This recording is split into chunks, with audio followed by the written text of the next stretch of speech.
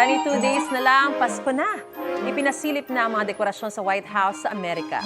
Sa temang A Season of Peace and Light, ipinakita na sa publiko ang nagliliwanag at makulay na mga dekorasyon ng White House. Mayroon po doong iba't ibang disenyo ng Christmas trees, mahigit 28,000 ornaments at iba pang dekorasyon.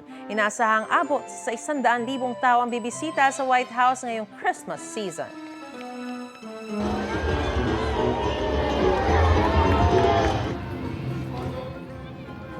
Sa Santiago sa Chile, sinimula naman ang Christmas season sa pagparada ng malalaking lobo ng ilang fictional characters.